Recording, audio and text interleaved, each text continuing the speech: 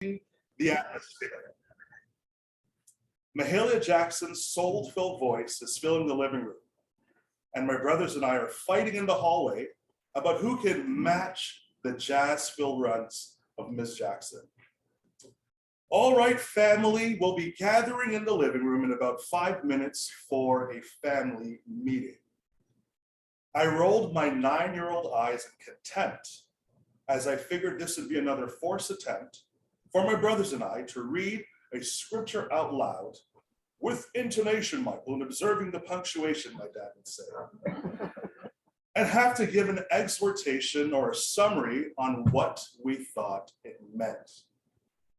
This was usually followed by a critique of how we needed to improve for the next family meeting. But to my utter shock, my father had the unmitigated gall to announce that the Lord had called him to Windsor to pastor the newly opened church. Our current church in Toronto had opened months prior. Windsor? What? Why would the Lord call you to the tiny armpit of Canada? There's absolutely nothing to do there. It's boring. And there are only 4 people in that tiny church, and they're weird. In hindsight, I now realize that that family meeting was the greatest destiny-setting moment for the Brown family.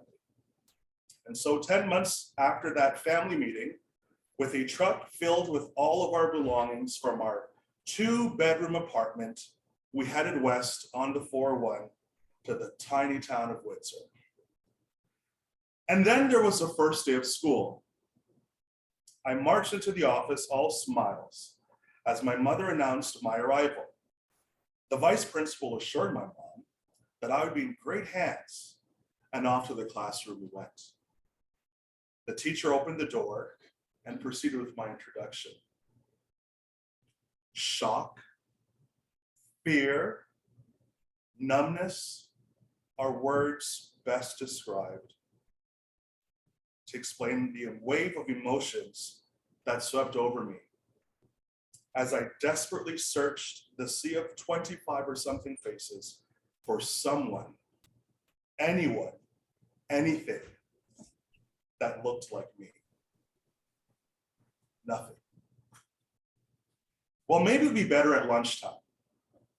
Barely. I discovered 2 other Black families in a school of well over 500 students. Forget Black staff. Not even a member of the support staff was Black. I can't begin to describe the alienating feeling of being so different. I was angry at my dad. How could he have taken us away from our tight-knit community of Keele and Lawrence? Every apartment complex was its own version of the United Nations.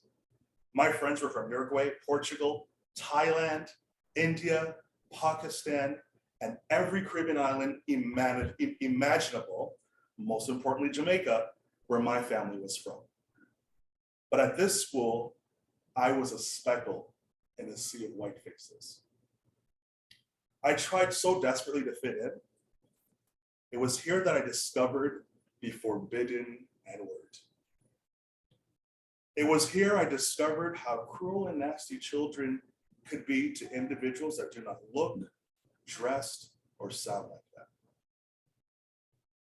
It was here I discovered how quickly the education system can allow its most vulnerable members to fall through its cracks, never to be seen again. But it was also here that I vowed that negative words would never define the content of my character. I read book after book. I copied words and definitions out of the dictionary. I grew my vocabulary so large that I became the one that the teachers always called her. I was the one to lead the assemblies. I was the one to represent the school at speech competition. And I was the one to become the school valedictorian. My trajectory now changed. It is my belief that children thrive in learning environments where reflection of themselves are visible, be it administration, teachers, support staff, or fellow students. While I don't advocate for siloed educational institutions, I feel much more emphasis is needed on diversity and cultural sensitivity of students at the hiring stage. In addition to that, a more gallant effort of educational facilities on continuing education in the matters of equity, diversity, and inclusion. And so fast forward years later, after barely finishing my criminal justice degree from Wayne State in Detroit, Michigan, feeling much too worn out to even think of going to law school as my parents so strongly encouraged, I entered the wilderness of the world of work, entertaining one menial job after the next, feeling frustrated at most of my turns, knowing my potential was so much more than what I was engaged in. Somewhere along that journey, I stumbled into the radio studios of CJAM in the basement of the CAW Student Center at the University of Windsor. It was here my heart was at home. Although volunteered to host a weekly inspirational music show, I was given the creative freedom in between sets to discuss hot topics and give my opinion on matters of social justice, intolerance, and faith. My audience grew, and with it, so did my demand of being at various functions in our city and beyond. I can remember broking a roundtable discussion between Windsor Police and members of the Black community at the Sandwich Teen Action Group in the aftermath of perceived continued negativity by the police force toward the Black youth of our community. I watched as mothers yelled about the injustice their boys face. I listened as the elders refused to back down in their demands for explanations. Michael, what are we going to do? Then I was invited to a town hall at the Windsor Essex Children's Aid Society. Again, with articulated passion, our community cried out against the unfair practices of the child protection sector. They called out, the crowd was well researched. They called out the inaccuracies in the data. They questioned duty to report. They grilled why our children were not being placed in Black foster homes. They quizzed why there were so few Black social workers with the appropriate cultural understanding to navigate our community. It was this moment that was the catalyst to my voice being heard as a leader in our community. What have I been doing since then? I'm glad you asked. I currently serve as a team lead of the United Way's On Track to Success program, the Ujima initiative. This is an equity-based strategy focused on removing specifically financial, cultural, and other barriers that are at play, reducing the number of Black high school graduates in priority neighborhoods in Windsor, Essex. In this role, I oversee a team that provides tutoring and other educational supports to Black high school students in 4 local high schools. In addition to this, I create and facilitate weekly programming that is focused on empowerment, motivation, mental health, and wellness. As team lead, I also collaborate with several other Windsor community organizations to deliver these important programs and support. I also currently serve as a member of the Ontario Association of Children's Aid Society Board of Directors, and I am the chair of the Equity, Diversity, Inclusion Committee with that board. I am also the co-chair of the Windsor Essex Children's Aid Society Black African Caribbean Canadian Committee. It's a mouthful. The purpose of the BACC, in short, is to advocate for Black families who interact with Children's Aid and to help to recruit Black foster and kinship families. As the operations manager of the Rafa Christian Center, I oversee the day-to-day operations of the organization as well as its parachurch ministry, Rafa Youth Outreach Services. And this is funded by the Black Youth Action Plan with the province. Finally, one of my greatest achievements is co-founding Beauty Is Me in 2020, whose primary focus is to connect non-Black parents and guardians who are caring for Black children to culturally appropriate community resources to care for their hair and to build positive self-image and awareness of Black hair. I'm intent and do encourage others on leaving the world, or more specifically, Windsor, Essex County, a much healthier place for my 3 beautiful biracial children than the one that I entered that fateful day in October in the mid-90s. The game plan is simple. Show up everywhere decisions are being made about me, my family, and everyone that looks like us. Join boards, attend meetings, run for political office, apply for jobs in every institution and sector that we interact with. In doing so, our voice and our presence can bring about the equity we deserve. I end my few words with you this morning with my version of a land acknowledgement that I penned, challenging my colleagues at the Ontario Association of Children's Aid Society with: will the land acknowledge you when you join it? Will the land say you fought a good fight and kept the faith? Were you a change maker just in words or in deeds? Are children, youth, Indigenous families, and families of color in your area on the land where you will be buried, are they better off because you lived? Did you use every opportunity, even those ones behind the closed doors that people who don't look like me are allowed to enter? Did you advocate for change? Were you the Lone Ranger at the table standing up for that racialized employee? Did you protect them? Did you cover them? It's one thing to sit in safe spaces and frown our faces in deep contemplation as we discuss the nuances of equity. But as you go about the rest of your day today, ask yourself, what will the land say about you as you become one with it? Thank you.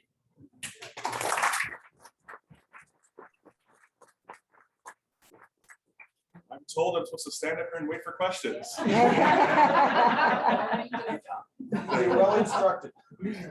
I'll start with the gentleman in the back. I can't see that far, even though I have glasses on. Sorry, I don't know your name. Okay, I'm just wondering, can you tell us a little bit about what you do at the Rafa Christian Center? Okay, so Rafa Christian Center is both a church and a community center of sorts. So I oversee the youth outreach services. Our main purpose there is to find and bridge Black youth, at risk Black youth, sorry. It's early, I'm never up this early. Or if I am, I'm just drinking my coffee.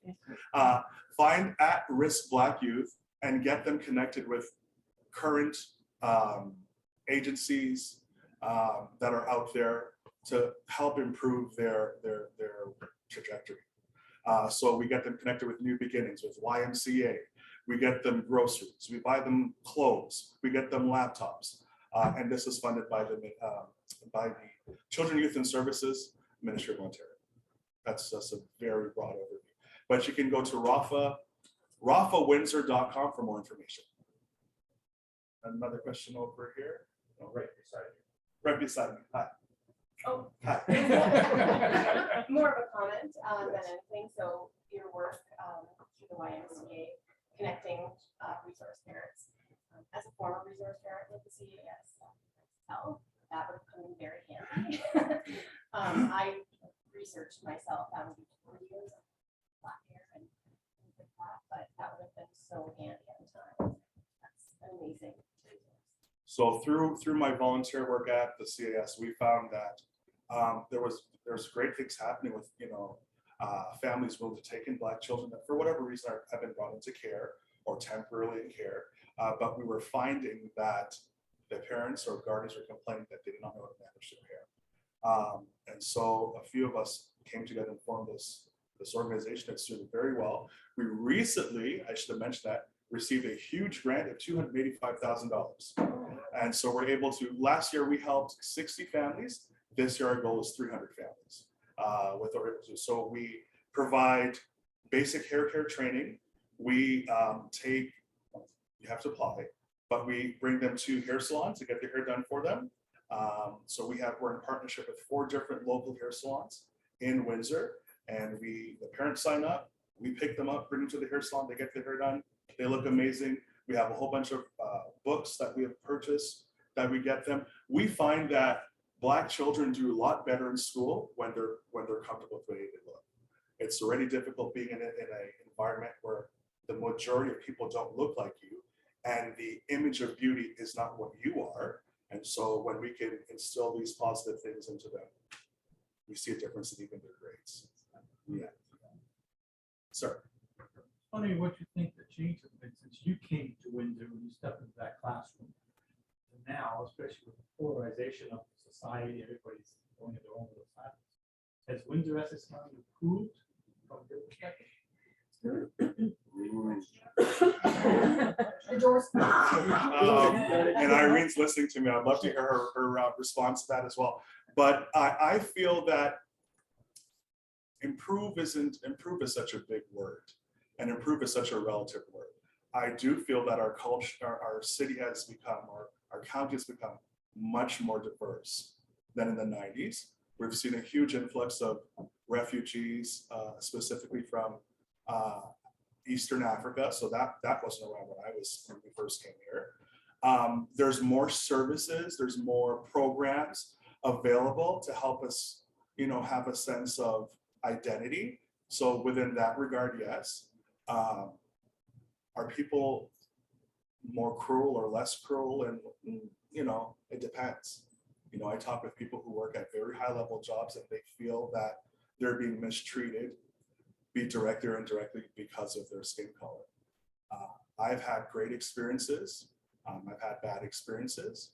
I'm going around in a circle, not exactly answering your question, sorry, but it's really hard. I think it depends on the individual. I think Windsor's a much better place to live than Toronto, though. I do. As far as opportunity for people that look like me, but then again, that's relative. So I don't know if I'm able to fully answer that question and speak for everyone. Yes. In addition to your work with biracial challenges, do you find gender diverse challenges within that complicate your work even more?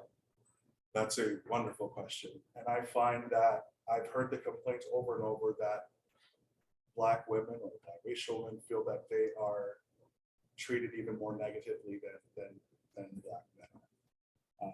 I'm sure women would say that they feel that there's not equities in pay at work. Now, add to that being Black, right? So I find that is a thing that is still going on. I find that there's issues. You mentioned biracial. Biracial people go through a lot in Windsor, in that sometimes Black people have issues with people that are biracial. I'm married to a beautiful white woman, and I find that sometimes some members of our Black community treat us a little funny because they feel that I should be with someone Black and not with someone Black. And so that's something that I've had to navigate as well. I remember someone saying after my wedding, "Michael, you've lost your voice." And I determined to speak in and out after that. So we have things to work on, as does everyone else. Yes. I'm curious as to why you're married to a beautiful white woman as opposed to a beautiful woman. As she'd be married to a beautiful man. Right. I was raised, as much as I'm, now fighting for what I'm fighting for, my dad was not typical.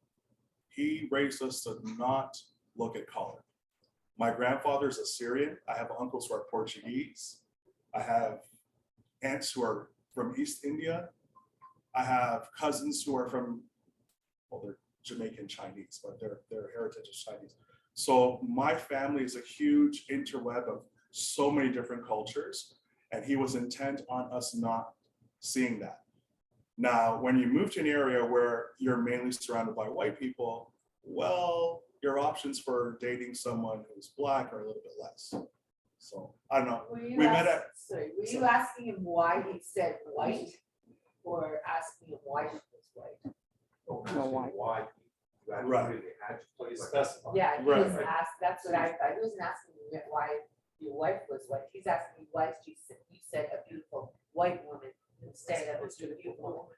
oh, is that what you said? Yeah. Oh, I'm sorry. No, I knew you were Oh. gonna say stupid question, sorry. Okay, I like your answer to what you thought okay. it was. so. I misunderstood. I'm so sorry. But did I answer your question Sure. in a roundabout way? See, I grew up in a household of a mix. Traditionally, Windsor County was settled by the English, Descent. Irish, Scottish, French. and French. Well, my father was 400 plus years, his ancestry is what we refer to as Quebec, Windsor County. My mom's family came over. Her eldest sister was born before anything else. I grew up experiencing some, not that it's that bothered me, but some project questions, but yet my dad insisted that we were Canadian. We were not French Canadian. French English. And yet I hear when you say, and I'm almost thinking, have we not evolved beyond the I don't think we have. When the amount of children in care at CAS, Windsor has a population of what, 250,000 people, maybe a little bit more with the Essex County. Closer to 400. Right, Catholic County. right. How much of that percentage is black? Very little, right? Probably 6. But there is, I don't want to count the, don't quote me on the data, but just relatively speaking, if there are 100 children in CAS's care, 5 of those are black. That's why I feel like we haven't reached as far as we need to reach. When we are so small, we're such a small part of the population, but we're represented so highly in child protective services. We're highly represented in the incarceration system. We're less likely to have a job that pays $100,000 or more, and on and on and on and on. Yes, there are a wealth of reasons as to why, but this is why I'm a product of, great upbringing, great education system. I'm happy to, to reflect on my experience, but that's not the same forever. I'm privileged. I do acknowledge my privilege, right? That I was raised in a 2-parent home with a father much like yours who insists that we're Canadians. He refuted a lot of this separation of stuff, and he's not happy with a lot of the stuff that I say and do now because he wants to raise a colorblind society. We've seen that it's not possible. It's not possible. So we haven't reached as far as we want to reach. I guess I'm circling back to what you said, but we're making positive milestones. But I hear you. You sound just like that. I was a young kid. My dad was doing the census of older parents way back when. He would break the law because they would ask for heritage, ethnicity. He would scratch them all out. And we're like, Dad, you can't do that. You can't go to jail. Let them arrest me. He sent it in. And that's beautiful. But if we could all be that way, and when we look at someone that doesn't look like us and still see you're a Canadian, when you can go to the bank and they refer to you as Mr. Brown rather than Michael, it's little things, it's microaggressions the words are. When I go to Freshco after the gym in a hoodie, I'm followed around by the security. I'm sure you wouldn't be, right? How far have we really come? I eat grapes, they should. You know what I'm saying? I'm not here saying that the world is a horrible place, but there's still negative ideologies in the back of people's mind. I hate to be preaching race and all that stuff, but there's still those things in the back of our minds. And if we can get to the kids and help the kids to see a more happy, diverse, kumbaya world, then perhaps we'll have a better future for my children who are age 3 and 8 months. I have 3-year-old twins and an 8-month-old baby boy. I am going crazy and losing my mind daily. I'm surprised you're not up at this time in the morning. I do the midnight shift and she doesn't work. Yeah, no. My question may be moot now that you just said the age, because, or the ages, because I was just gonna say, how do your children? They don't realize it. Yeah, okay. They don't realize it. And the innocence is so Is beautiful. their skin color, like, are they They're color fair- mix? They're fairly lighter complexion. My son can pass for a white child. We have niece and nephew who are biracial, and My their girls- skin is white, but they have the features. Right, that's for my girls and not my son. So, very interesting. Yes, Oh, Mike, I was just curious, you said when you got married, you lost your voice, I'd like to fill in that detail. Or just tell us it's because your wife would like to speak or something. no, it was someone, a member of the Black community here in Windsor, who I really respected.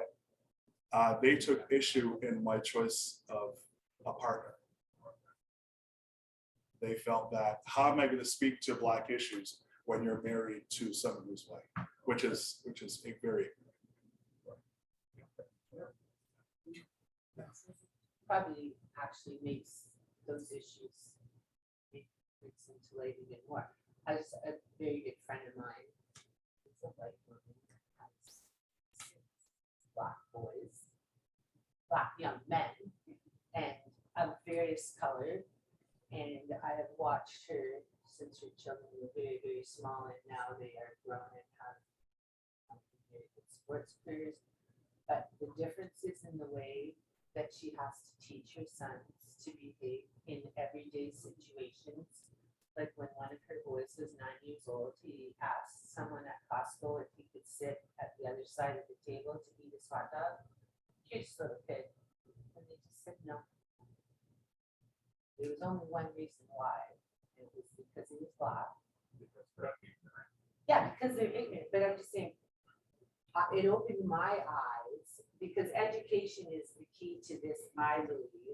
It opened my eyes to some very subtle differences in the way she has to raise her sons to understand the ignorance of other people, and that they have to change the behavior, just like what you said about walking around in a hoodie. They have to change their behavior. If they're pulled over in the car, they have a way they have to act. I live on Victoria Avenue. And when we first moved in there, I was driving some friends who came down from Toronto to see our home. We have a beautiful home on Victoria Avenue. I don't know how we got in there, but it was falling apart. We made a bid, we got it, and we made it all beautiful and it's nice, and I love it. So we're driving with our friends down the block. We're new, probably about 6 months there. Police pulls up behind me. Lights flashing. I'm like, what's going on? It was a Black officer. Funny enough, I lie not to. And he came up. You could see the regret on his face. You could see the regret on his face. He said, "Oh, we got a report that there are two Black guys breaking into homes." I literally had just drove, and I know he wasn't telling the truth. He said, "We had a report that there were 2 Black guys that were, breaking into homes down here. We just want to make sure you're not breaking into homes." I said, "Sir, I live right over there." Was it a neighbor that called? I don't know. Was it him just being suspicious of Black people in a neighborhood that they shouldn't be in? I don't know. These are the things that I'm sure that you won't have to face. And so I hate bringing it up. And I like what you said. And this is what I'm teaching the kids at United Way. The difference between racism and ignorance. I don't know if I'm the one to define that, but I'm trying to push that with support for a brighter future. Yes, sir. An optimistic note, as everybody knows, I brag ceaselessly about my grandchildren The here. best grandchildren. But one thing, we've been talking about the French. I've never once heard any of them talk about the color of the French skin. I know one of my granddaughters has a friend whose parents came from Colombia. But, she just knows her parents came from Colombia. I don't hear that she's got dark skin or anything like that. I just hear about how they are as friends. So I'm hopeful for the future. I think that, again, it's the children. Children are innocent, but sometimes us adults have a way of corrupting them with our worldview and our ideologies. And so it starts with us. We have hope for the children, but that's why having these conversations are important. Just the little things, you know, just the little things that our grandchildren, our children are watching that we do, and then they too form their opinions. Just an observation. I do think that things are changing.